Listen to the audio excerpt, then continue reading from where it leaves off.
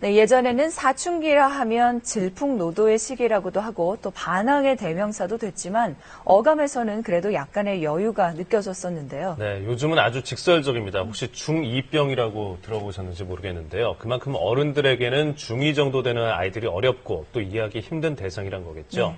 노태영 기자와 함께 얘기 나눠보겠습니다. 네.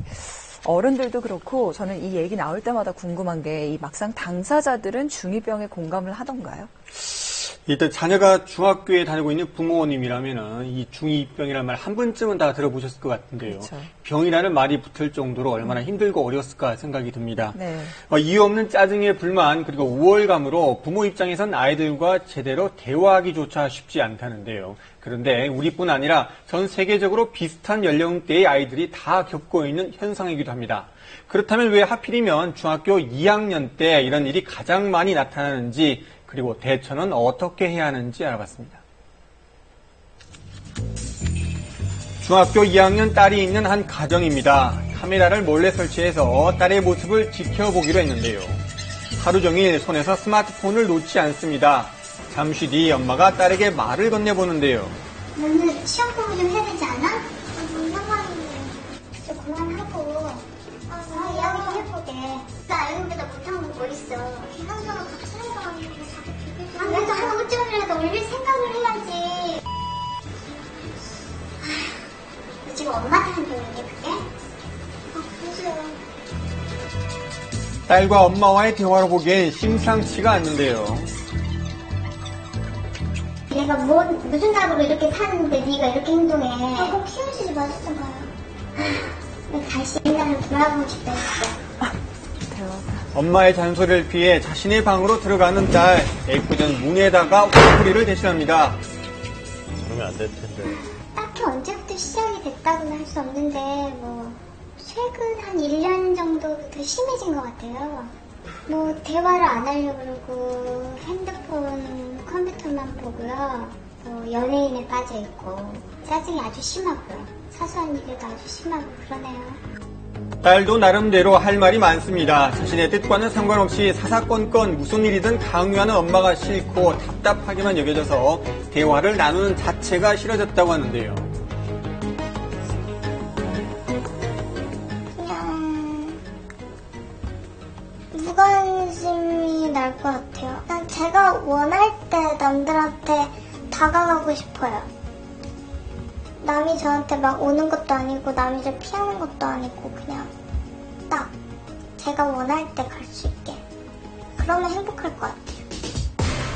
빠르게 성장하는 신체 변화로 감정의 기복이 심한 아이들을 사춘기라고 부르지만 그 중에서도 정도가 심한 경우가 생겨나면서 아예 중2병이라는 신조어까지 만들어졌습니다.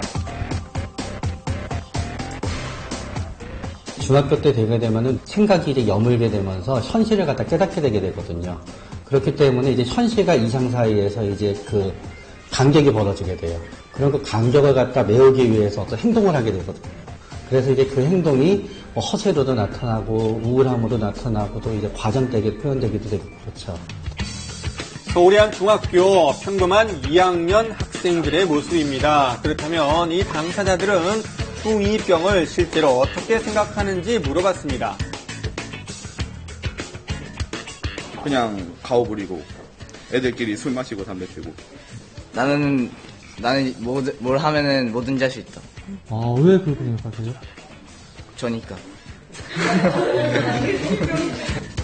이 학급 34명의 학생들을 대상으로 중2병의 심각성 얼마나 되는지 알아보기 위해 간단한 설문조사를 해봤습니다. 사소한 일에 화를 낸다, 부모의 간섭을 거부한다, 불가능한 꿈을 꾼다 등 모두 25개의 항목의 설문을 작성하게 했는데요.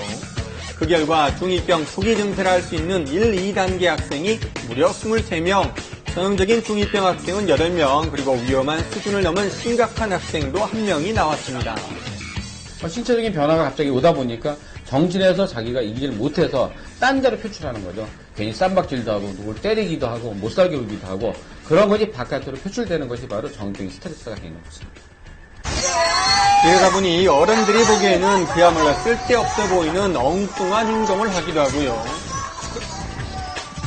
지나칠 정도로 자신의 외모에 집착을 하기도 합니다.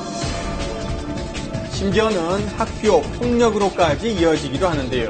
신체는 왕성하게 성장하는 반면 충동을 조절하는 뇌의 기능은 상대적으로 느리게 발달해서 청소년기 특유의 난폭한 특성이 나타나게 되는 겁니다. 이런 아나무인의 중2병은 비단 우리나라만 있는 것이 아닙니다. 미국 역시 유독 감성적이고 말투가 적으며 우울증에 걸린 듯한 사춘기 10대들을 이모키드라는 신조어로 부르고 있습니다. 중2병이라고 하는 거는 결국 타인이 나를 어떻게 바라볼까에 이제 시선을 갖다 본인이 그걸 의식하기 시작했는데 아직 그게 감당이 안 되기 때문에 어설프게 나타나는 거거든요. 부모님은 그 낯선 아이의 모습 자체도 우리 아이의 새로 나타나는 모습이라고 생각하고 기다려주고 보다듬어 주다가 보면은 좋은 해결이 날 수 있다고 생각합니다. 전문가들은 몸과 마음이 성장하면서 생기는 자연스러운 현상일 수도 있는 만큼 무턱대고 불안해하기보단 아이를 믿고 격려하며 꾸준한 대화로 교감을 나누는 것이 해결책이라고 조언합니다.